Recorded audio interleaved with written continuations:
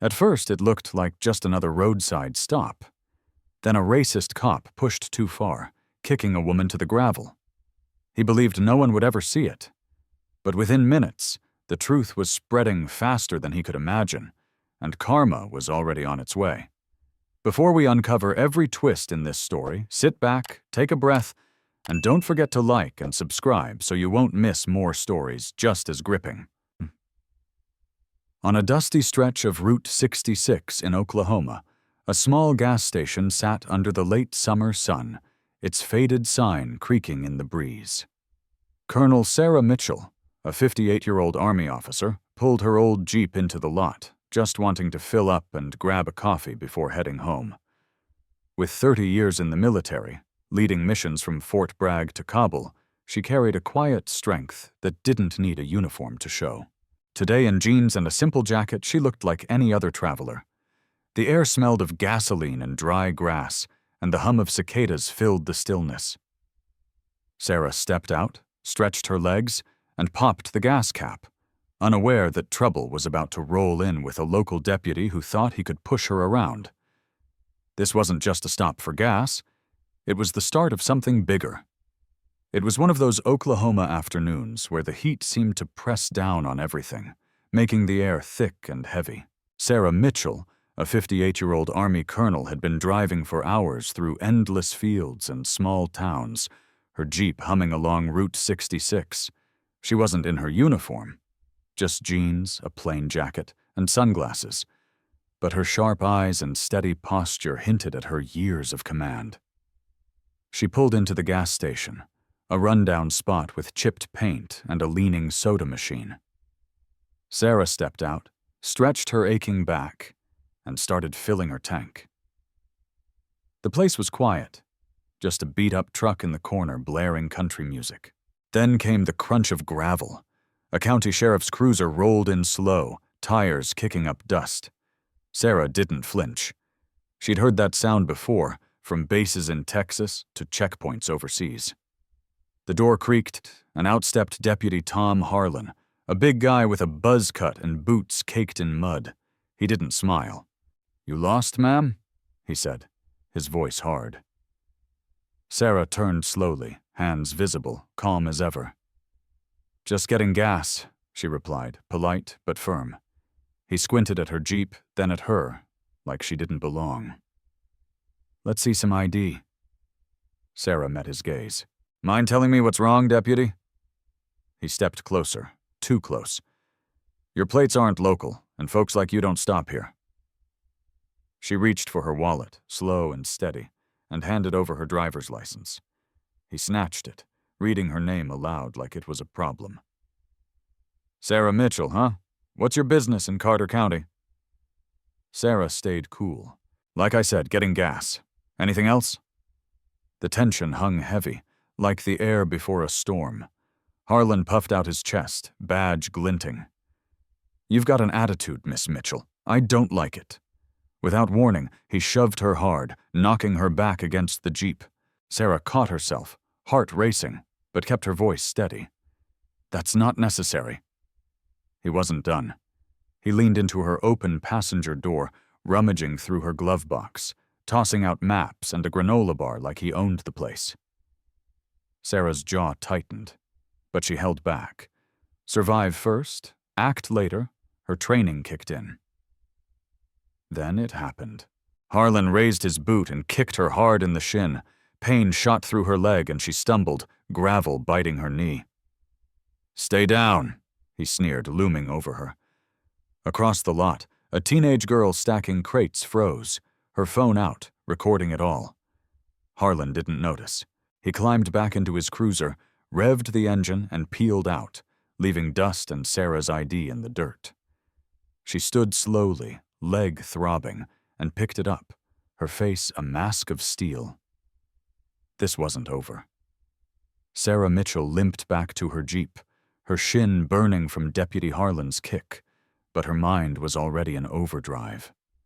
She leaned against the door, brushing dirt off her license, and took a deep breath to steady herself. The teenage girl who'd recorded everything was still there, wide-eyed, clutching her phone.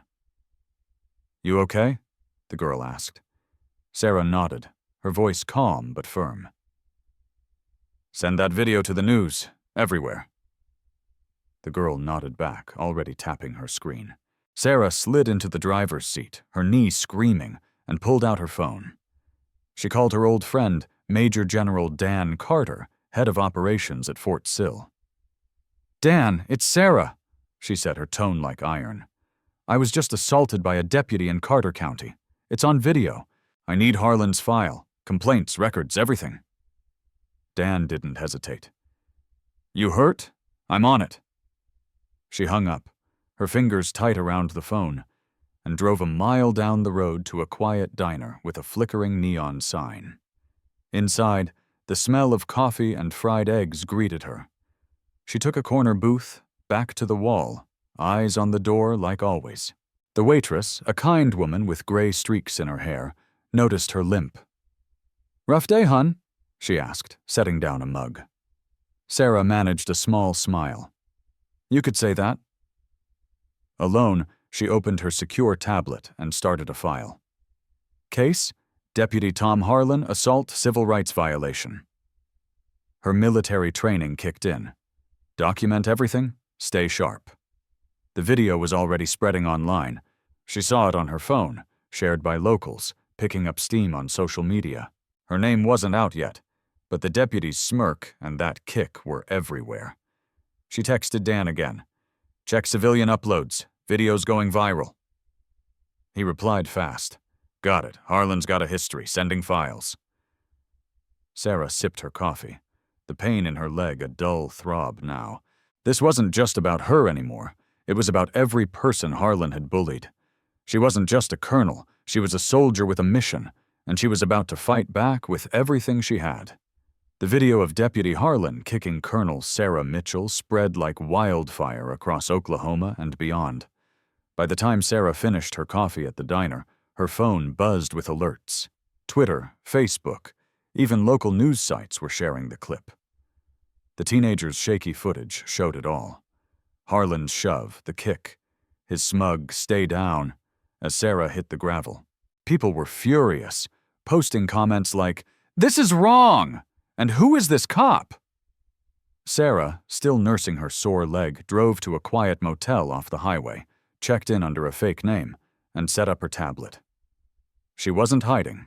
She was planning. The video had over 1 million views already, and hashtags like Justice for Sarah were trending. She called Major General Dan Carter again. Dan, what's in Harlan's file? She asked. His voice was grim. 6 years, 3 complaints for roughing up folks, all dismissed. Sheriff Janet Boone signed off every time. Sarah's jaw tightened. Boone ran the Carter County Sheriff's Office, and her name kept popping up in Dan's files. Sarah opened a new document, typing fast. Carter County Sheriff's Office, pattern of misconduct. She cross-checked complaints Dan sent, most against Black or Hispanic drivers, all swept under the rug. Boone wasn't just sloppy. She was protecting her own. Sarah's motel room was basic, with a lumpy bed and a flickering lamp, but it was enough. She worked late, linking names. A judge who tossed out lawsuits, a clerk who lost reports, all tied to Boone's office. The video kept gaining traction, now on national news. A reporter called it a wake-up call for small-town policing. Sarah ignored the noise, focusing on evidence. She emailed Dan. Dig into Boone's campaign funds. Who's backing her? He texted back, already on it. News vans are in Carter County. Sarah leaned back, her knee still wrapped in a makeshift ice pack. This wasn't just about Harlan's kick anymore. It was a whole system letting him think he could get away with it. She saved her files, secured them on her tablet, and glanced out the motel window. The parking lot was dark, but she felt the world shifting. People were watching now, demanding answers. Sarah wasn't ready to speak publicly yet, but every click, every share was building pressure. She'd spent 30 years in the Army fighting for justice. This was her new battlefield, and she was just getting started. Sarah Mitchell didn't sleep much that night in the motel. her mind racing as the video of Deputy Harlan's attack kept spreading online. The pain in her leg throbbed, but it was the bigger picture that kept her up. Harlan wasn't a lone problem. He was part of something rotten in Carter County. By 4 a.m., she was sipping bitter motel coffee, digging through files Major General Dan Carter had sent. Sheriff Janet Boone's record looked too clean, like someone had scrubbed it. Sarah found a pattern. 10 deputies under Boone had complaints for excessive force, mostly against minorities, but none faced real consequences. She started a new document, Carter County Corruption Network, mapping out names and connections. Boone's signature was on every dismissed complaint, and a local judge, tied to her campaign, kept throwing out cases. Sarah's Army training taught her to see systems, not just soldiers, and this was a system built to protect its own. She worked fast, cross-referencing reports, noting a county clerk who misplaced evidence and a donor who funded Boone's elections. Outside, the sky turned gray, but Sarah barely noticed. Her tablet glowed with data. Emails, memos, even a hushed-up letter from a citizen calling Harlan a bully with a badge. She wasn't just building a case. She was building a weapon. Around 6 a.m., she called Dan. "I need more on Boone's finances," she said, voice steady. "Look for out-of-state money or real estate deals." He didn't question her. "Got it. You're stirring up a hornet's nest, Sarah." She nodded to herself. Good. She wasn't after revenge. She wanted truth. Her leg ached as she stood, but she felt sharper than ever. This fight wasn't personal anymore. It was about every person who'd been pushed down and ignored. Sarah saved her work, zipped her jacket, and prepared for the next move. The system was about to feel her full weight. By the time Colonel Sarah Mitchell walked up the Carter County Courthouse steps, the video of Deputy Harlan's attack had gone national, playing on every major news channel. The morning sun beat down, and the crowd outside was buzzing. Reporters, locals, activists holding signs that read, "Justice Now" and "Fire Harlan." Sarah, 58, moved with purpose. Her bandaged leg hidden under crisp slacks, her army badge clipped to her belt.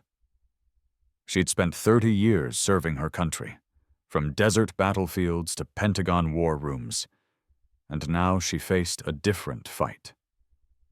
The courthouse steps were packed with cameras, microphones poking out like a forest. Sarah stopped at the podium, took a deep breath, and looked out at the crowd. Her face was calm, but her eyes burned with resolve. "My name is Sarah Mitchell," she began, voice clear and steady. "I'm a colonel in the United States Army, serving for 3 decades. I've led soldiers, protected lives, and upheld justice. 2 days ago, a deputy assaulted me at a gas station because of how I looked, not who I am." The crowd murmured, some cheering. "I didn't tell him I was a colonel because I wanted to see how far he'd go. He shoved me, kicked me, and walked away like it was nothing." Sarah paused, letting her words sink in. This isn't about one deputy. It's about a system that lets him think it's okay. Sheriff Janet Boone dismissed 3 complaints against him before me. That's not justice. That's a cover-up. Gasps rippled through the crowd. Sarah's voice grew firmer. "I've filed a complaint with the Department of Defense and requested a federal review of Carter County's sheriff's office. We're not chasing one man. We're exposing a broken system." The crowd erupted, clapping and shouting. Sarah scanned their faces, seeing strangers who felt like allies. "This is about every person who's been stopped, hurt, or silenced," she said. "It's about fixing what's wrong." She stepped back, ignoring reporters' shouted questions. Her point was made. As she walked down the steps, Major General Dan Carter met her, nodding. "Why? You just lit a fire, Sarah." She gave a small smile. "Let it burn." That night, just after 10 p.m., Colonel Sarah Mitchell was on a secure call with a Pentagon contact when the motel lights flickered. A faint crunch of gravel outside made her pause, senses sharp from years in the Army. She ended the call, moved to the window, and peeked through the blinds. Her Jeep was engulfed in flames, fire licking the hood, smoke curling into the night. Sarah grabbed her phone, dialed Major General Dan Carter, and ran outside, barefoot, the heat hitting her face.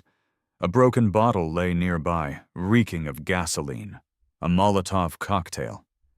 Under a nearby car's wiper was a note. "Stay out of this." Sarah's heart pounded, but she didn't panic. Dan arrived minutes later, spraying the fire with an extinguisher until it died, foam pooling on the pavement. "They're scared," he said, catching his breath. Sarah nodded. "They should be." The next morning, she filed a federal intimidation complaint with the Department of Defense. Hours later, a whistleblower from the sheriff's office leaked Harlan's body cam footage, showing his sneer, the kick, and his mocking laugh as Sarah struggled. Sheriff Janet Boone tried to dodge the fallout, posting a vague statement about ongoing reviews, but it didn't work. Protests erupted in Oklahoma City and Tulsa, with crowds chanting Sarah's name and demanding Boone's resignation. That evening, Dan called with bad news. "Word's out, you're under review at the Pentagon. Someone's claiming you stirred up the protests on purpose, abusing your rank." Sarah gave a cold laugh. "Same folks who said I faked the video?" She wasn't surprised, but then came the real blow.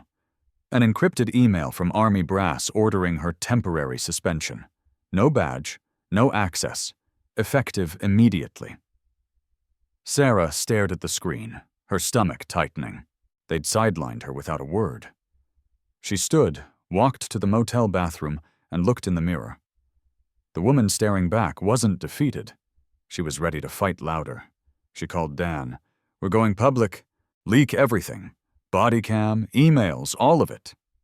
That night, a trusted journalist ran the full story. Unedited footage, Harlan's complaint history, Boone's cover-ups. The response was huge. #justice. For Sarah trended for days, and civil rights groups demanded federal action. But the other side hit back.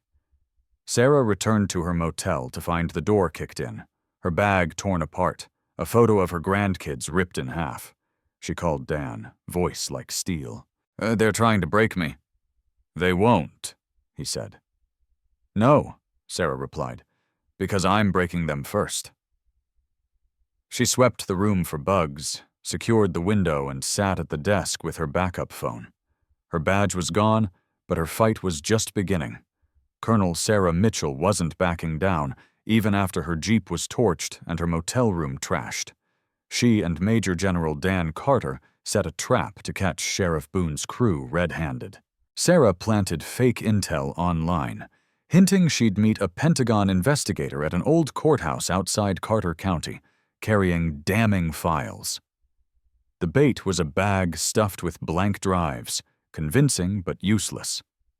Sarah waited inside the dusty courthouse, on the second floor by a cracked window, while Dan watched from a truck across the street with binoculars.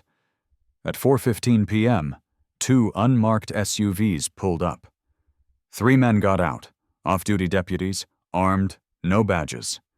They didn't knock. They kicked in the side door, searching for the bag. Sarah stayed calm, hidden cameras rolling, catching their every move and muttered threats. One grabbed the decoy bag, cursing when he saw her standing in the hallway, unflinching. "You're done, lady," he growled. Sarah just stared back. "We'll see." Dan made the call, and within 2 minutes, federal agents stormed in, shouting, "Hands up! Army CID!" The men froze, caught with the bag and their own words on tape. Sarah stepped forward, her voice steady. "You came after me. Now you'll answer for it." The agents cuffed them on the spot. Dan walked in grinning. "Nice plan, Sarah." She nodded. "They thought they were hunting me." The footage was sent to Army Criminal Investigation Division, and Sarah uploaded a short clip to a secure server for the press. Just voices and shadows, one saying, "She's finished." It went viral, shifting the story from one deputy's attack to a full-on conspiracy against a soldier. The days after the courthouse trap felt like a storm brewing over Oklahoma. Colonel Sarah Mitchell, still suspended, dug deeper into Carter County's corruption, her motel room now a command center of files and coffee cups. The whistleblower's leaked body cam had exposed Deputy Harlan, but Sarah's gut told her Sheriff Janet Boone wasn't the top dog. Major General Dan Carter sent her new intel. Campaign records showing Boone's re-elections were bankrolled by a state senator, Richard Caldwell, a retired Army reservist with a clean public image but a knack for shady deals. Sarah's 30 years in the military taught her to spot cover-ups, and Caldwell's name was all over Boone's dismissals of misconduct complaints. She mapped it out on her tablet. Caldwell sat on the state's Law Enforcement Oversight Board, signing off on clean reports for sheriffs like Boone. He'd even pushed for Harlan's promotion years back. Sarah knew he wasn't just a supporter, he was a puppet master. She called Dan. "Caldwell's our guy. I need his donor list, any backroom deals." Dan didn't blink. "On it." Sarah found more. Caldwell's board had funneled contracts to a security firm tied to Boone's office, all while complaints vanished. She sent the evidence to a trusted Tulsa reporter, the kind who didn't flinch at threats. 2 days later, the story broke. State senator tied to sheriff misconduct cover-up, Army colonel's evidence sparks probe. The headline hit like a bomb. News crews swarmed Oklahoma City, Caldwell canceled a speech, and Boone's lawyer went quiet. Protests grew louder, with signs demanding, "Clean out Carter County." Sarah's name was now a rallying cry. Though she stayed in the shadows, her suspension still in place. Then Dan uncovered a bombshell. A staffer from Caldwell's office, fed up with lies, leaked a recorded call. Caldwell's voice was clear, plotting to neutralize the Army woman before the next election. Sarah handed the audio to a federal prosecutor, Captain Lisa Hayes, who'd worked with her on a Fort Sill case years ago. Lisa filed a criminal referral within hours, turning the probe into a potential indictment. That night, Sarah and Dan leaked the call to the press. No faces, just Caldwell's voice scheming. It exploded online, fueling demands for federal oversight. The Pentagon couldn't ignore it. Sarah's suspension was under review, but she didn't wait for their approval. She kept working, connecting names, building a case not just against Caldwell, but the whole machine he propped up. The fight was bigger than her now, and every step exposed more of the rot she'd sworn to uproot. Colonel Sarah Mitchell knew the fight wasn't over, even with Senator Caldwell's schemes exposed. A week ago, an unmarked envelope had slid under her motel door, containing photos of Caldwell meeting a man named Edward Vance, a private security tycoon with Pentagon ties. Vance's firm had contracts with Carter County, and whispers linked him to Sarah's suspension. She wasn't surprised. Someone bigger was always behind the curtain. Sarah and Major General Dan Carter drove through the night to Vance's coastal Texas mansion, a sleek fortress overlooking the Gulf. Sarah went alone, Dan watching from a distance with a radio. She rang the bell, and Vance, mid-60s with a polished smile, opened the door like he'd been expecting her. "Colonel Mitchell," he said smoothly. "Bold move." Sarah didn't blink. "You had me tracked, a beacon in my badge." Vance shrugged. "A precaution. You were causing trouble." Inside, the house smelled of money, leather furniture, ocean air. Vance poured himself a drink, offering none to Sarah. "You think you've won, but you're rocking a boat that doesn't like waves," he said. Sarah set a flash drive on his polished table. "Every file, every call, your deals with Caldwell, your surveillance. If I go down, this goes global, BBC, CNN, everywhere." Vance's smile faded, his eyes narrowing. You'd burn it all?" Sarah leaned forward. "In a heartbeat. You protect a system, I protect what's right." The room felt tight, like a standoff in a war zone. Vance stared, then nodded once, a silent retreat. "This wasn't personal," he said softly. Sarah turned to leave, pausing at the door. "That's where you're wrong. You made it personal." Outside, the Gulf wind hit her face, waves crashing below. She climbed into the car with Dan, who raised an eyebrow. "Well?" Sarah exhaled. "He's backing off." Dan started the engine, and they drove into the dark. Sarah clutched the flash drive, her insurance policy. The system was rattled, but she wasn't done. She'd exposed the top, but roots ran deep, and she'd keep digging. The morning after facing Edward Vance, Colonel Sarah Mitchell made a tough call. She submitted her resignation from the Army. It wasn't defeat, it was freedom. For 30 years, she'd served under rules that sometimes tied her hands, but now she could speak without a leash. From a small rental cabin in Oklahoma, she finalized a report, sent through an independent watchdog group. It laid out everything: Deputy Harlan's attack, Sheriff Boone's cover-ups, Senator Caldwell's schemes, and Vance's shadow deals. The report hit like a thunderclap, sparking headlines nationwide. Sarah's name, once whispered, was now a symbol of courage. The Pentagon lifted her suspension, but she didn't go back. Instead, she spoke at town halls, sharing her story with everyday folks, farmers, teachers, veterans, who cheered her on. Protests grew, pushing for new laws, and some actually passed, though Sarah knew real change took time. The fight wasn't clean, though.